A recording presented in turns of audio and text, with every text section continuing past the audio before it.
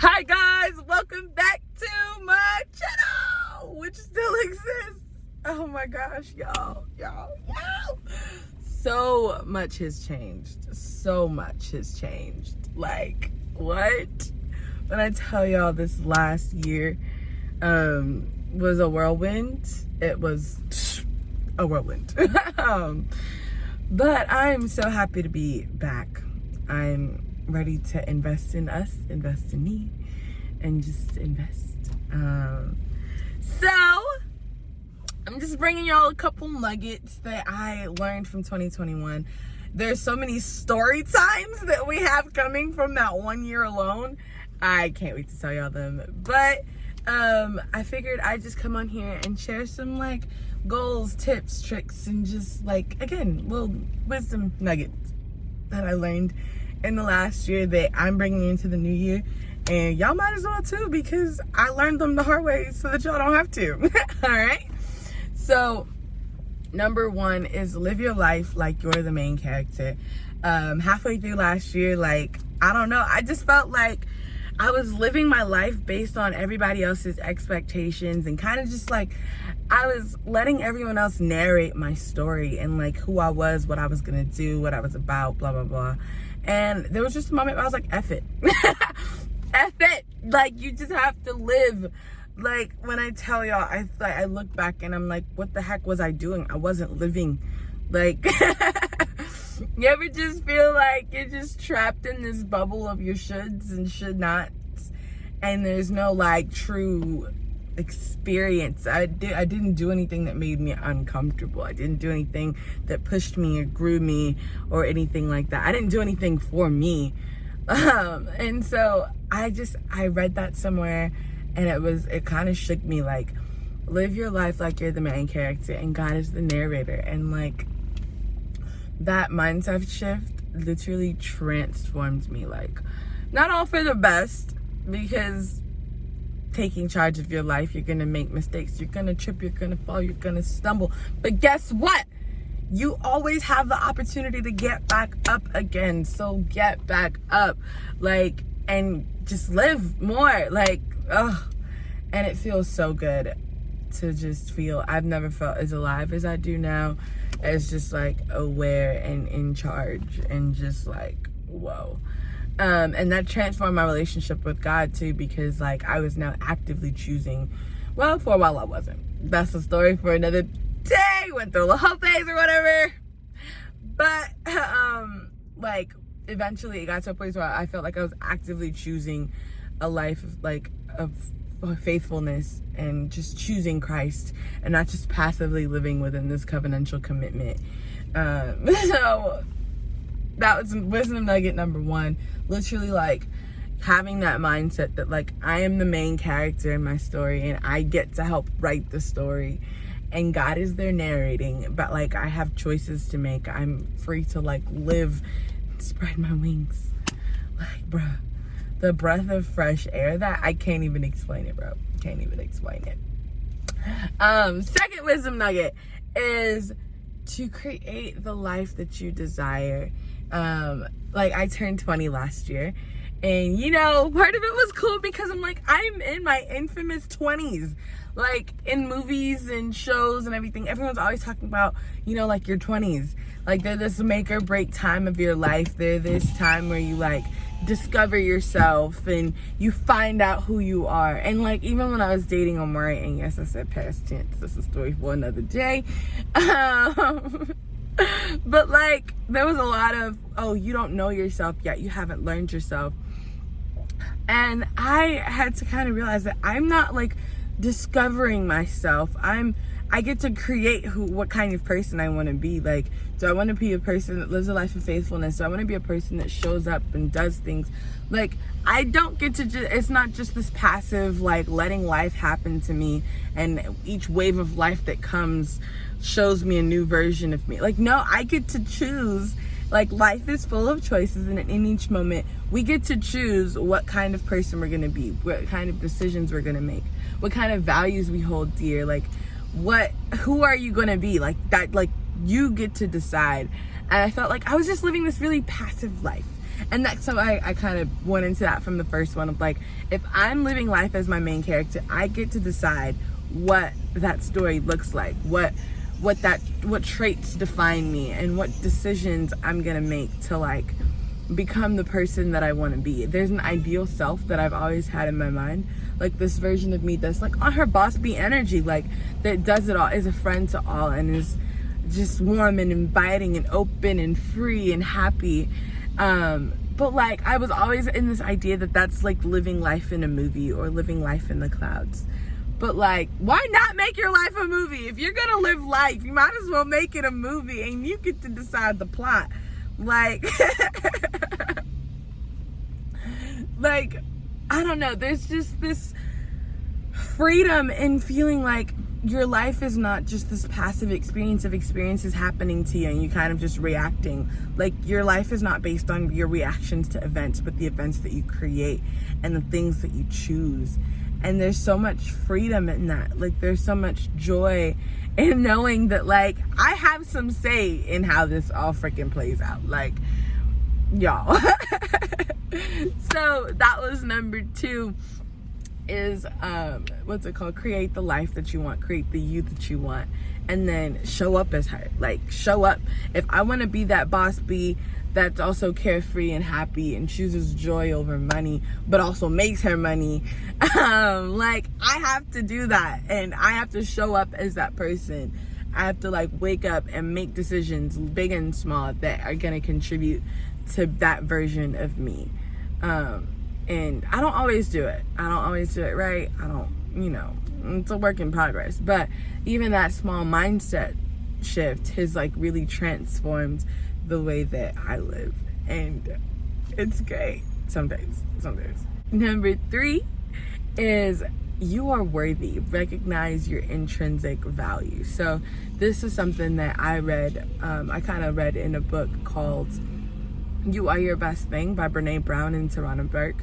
Tarana Burke is the founder of the Me Too movement, and Brene Brown, if you've ever heard of her, which you probably have, she's all like shame and vulnerability or whatever.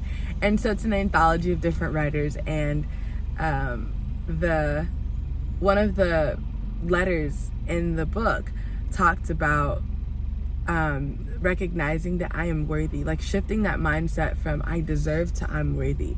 And like, it sounds really small, right? Like, it's just semantics. No, but I like the moment that I switched that for myself, I realized this like shift in my mindset and my experience, and it was great because it was like, I am created for rest. I don't have to work to earn rest. Like, when God designed me, when God designed humankind, he designed us for rest. He modeled rest for us, right?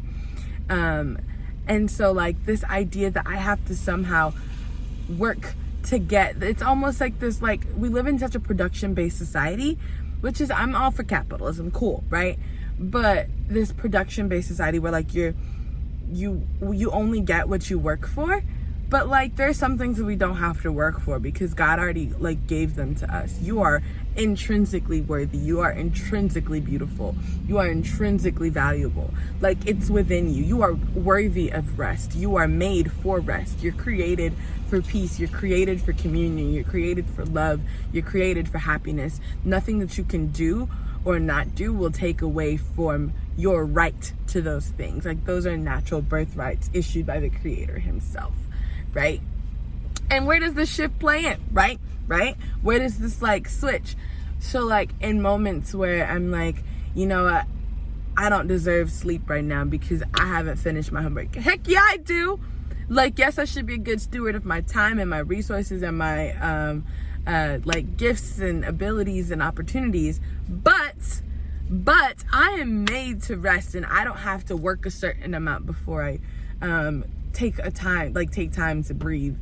I don't have to like work out a certain amount before I eat. Like, I don't have to show up. I don't have to work or put in a certain amount of time in relationships or friendships to like be deserving of love and happiness and like respect. Like, no, I am worthy of respect the moment that I step into those situations. I am made worthy of those things. And I don't know about y'all, but like, that whole like that literally shifted the way that I lived and felt so much. I guess I felt this pressure to like produce and perform to then someday earn like relaxation. Like even the idea of retirement, like you put in like 30-40 years of workforce time and then you get to like take a break. But like, no, I get to live now because I'm alive now. And that takes me to my next point of like realizing that as long as you're alive, right? As long as I'm alive, there's hope. As long as I'm alive, there's time. Like, God requires nothing more of me than to show up. And most of you guys know, like, I used to be like super suicidal or whatever. Not or whatever, but you know what I mean. Like, I used to be so, like, death used to be a thing for me. And it's like, I guess I have like a really all or nothing mindset when it comes to life. I'm like, I'm either gonna show up, succeed. If I can't have a great boss, like generation curse breaking, earth shaking life, then I don't want it. That's always kind of been my mindset. Kind of right, a little twisted, but granted, like it just is what it was. Like that's what it was. And so I had to realize this year that like I have to prioritize my mental and physical health over everything, over work, over money, and trust that God will provide if I ever find myself in a situation where it's looking a little bumpy. But like, as long as I'm alive, there's hope. As long as I'm alive, there's still time. Like, even with school and working and stuff like that, like, even if I don't finish school in the time that I think I'm supposed to, right, which goes back to my last video where I talked about letting go of your shoulds. Like, F should. What should what? Should what? Just realizing that like if all I can do some days is show up and be alive, like that's enough. That's enough for God to work off of. That's enough to build from. Like there's always more time. My life doesn't end in my 20s. It doesn't end in my 30s. And if it does, then oh well, who's gonna care about that stuff anyways? And so realizing that like if showing up is all you can do today, that's enough. Like that's good. That's okay. And because you're still worthy, like just because you're not producing up to what you think you should or the world thinks you should for one day, like it doesn't make you any less worthy of rest, of happiness, of any of those things. So that was just another thing that really like rocked me and transformed my entire like living experience last year. And it kind of came from a sad place too, because like realizing that I lost a family member to suicide last year, and he was like perfect student, perfect kid, like showed up like full like straight A's, valedictorian of like one of the best schools in the state, and like he was the production master, like model citizen type vibe, right? Like that cousin that your family compares you to, because or can't you be more like, yeah. And it got to a place I was like, he did all of that, produced all of that, was everything he was supposed to be. And where did it get him? What did it bring him? Obviously not joy, obviously not peace, obviously not satisfaction. So yeah, like I had to realize that like I'm gonna just show up some days, and that's gonna have to be enough. It's enough for me, and it's gonna have to be enough for the people around me. But yeah, so honestly though, I think those, what was that, three or four, like honestly those were the biggest mindset shifts that like really transformed me last year, that I really want to bring into this year. And like my words for last year, it shifted throughout the year. So at first it was intentional, like being more intentional about my life, like again, which goes back to like the actively choosing things and not just letting life happen to you, like being intentional about relationships, about creating rhythms of rest for myself, and intentional about like just life, like being active and present in my living. But then that transitioned to like, in my intentionality, sustainable. Like I want to build sustainable ministry. I want to build sustainable careers, sustainable like life paths, sustainable rest. And for me, sustainable just means like something that can be carried on over time. Like, I want to be here for a good time and a long time, not either or, you know? And so, like, for example, in like partying, because I went out a lot more this year. Yo, when I tell you, whew, me in the streets.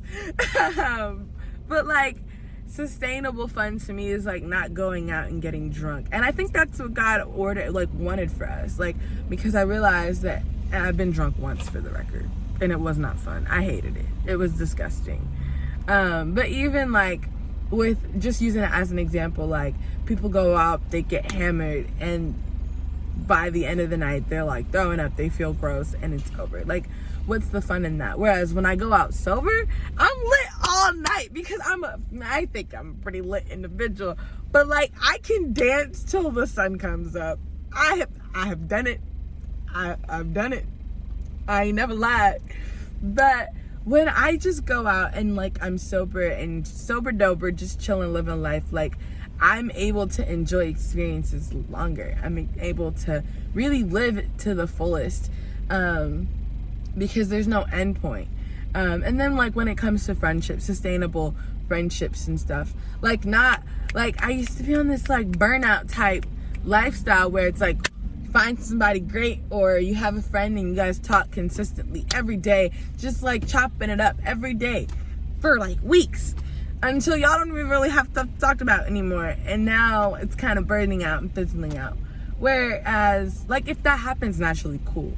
Whereas like just making like writing it down, like, hey, check in with this friend this month, have lunch with this friend this week, you know, like just putting in quality time instead of just time, you know, like being intentional in my sustainability of living in every aspect of life, having a sustainable faith, like not just being on these spiritual highs, go to a conference, read my Bible, on a Bible plan, kicking, punching demons left and right, and then I'm burnt out spiritually and I can't stand my Bible, don't want to hear nothing about church, like leave me alone. Like that's not sustainable. So like creating rhythms of just like meditating and praying and in small doses and from the heart, like not just out of this habitualistic, like I just got to do it to check it off my checklist, but like, you know what, God, I got something to say to you, let's talk, you know, or like I really want to know your perspective on this, so let me dive into the word and see what's happening, what's popping up in there, you know. So like those are kind of some of the things that I mean by sustainable. So like those are kind of the nuggets that I learned last year. Those are the things that I'm bringing into this next year. And hopefully that carries over to my channel. I'm done making promises, y'all. I'm either going to show up for myself and do this or not. But, you know, I can only hope and pray that you guys rock and roll with me either way. But yeah, I'm just looking forward to a year of kind of like carrying over everything that I learned. And whatever this year decides to be, whether it wants to be the best year or the worst year, because last year was one of my best and worst years. Top two, both sides. So I don't know what this year is going to bring. I don't know what life is going to bring, but I'm learning to plan my life instead of life planning me. Because if I let life carry me, like life's a B word. Life's going to come in swinging every time. She's going to knock you down, beat you up, drag you in every opportunity you give her. But if I can be intentional and get ahead of the game, I was telling my cousin, like, this year's not finna catch me off guard, because guess what? Every year comes in swinging like a mofo, right? But guess what? I know her game plan. She only has 12 months. She got a January, a February, a March, a April, so on and so forth. So she may come in with new things each month, but I know her days, I know her time frame, I know when she's gonna, and I can plan to be happy. I can plan my joy no matter what. So whatever she may bring in January, I'm bringing a date. When in April, I'm going on vacation. In August, I'm going on vacation again. And I don't care what life brings, because guess what? This year, we're living life on purpose, for purpose, and like not in a corny, put it on your mug kind of way, but like for real, we're showing up this year, y'all. We are showing up. Hopefully that translates to be showing up on here. But if not, this is the only video I make this year. I hope these nuggets help y'all, because they've helped me. I feel like I've grown and I've expanded and I've become a better, cooler version of myself. So I'm just so excited to see what this year has for us, has for me. And honestly, even if I don't show up on here, follow me on Instagram where I post my life at Santee.Unfiltered. And you know what? God bless y'all. Best of luck. You know, write your goals and live your goals. Create the life you want, bro. It's up to you. Ain't nobody gonna spoil you, but you can spoil you. All right. Until next time, keep living. And until next time, keep living life unfiltered, unbothered, and unconditionally loved. Jesus loves you, and so do I, boo.